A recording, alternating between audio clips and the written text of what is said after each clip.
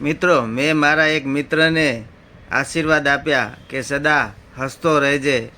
તો મિત્રો, આજે એ પાગલખાનામાં છે અને બીજાને આશીર્વાદ આપ્યા કે દુનિયા તારા ઈશારા ઉપર ચાલ્યા રાખે.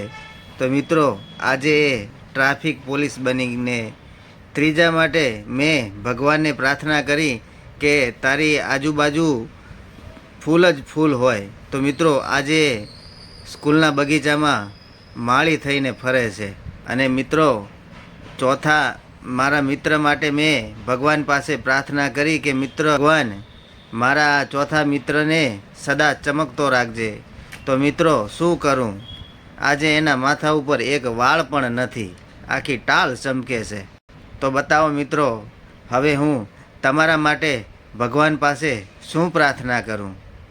તમે જ મને કહો છો કે દુઆઓમાં તું મને યાદ કરતો રહેજે.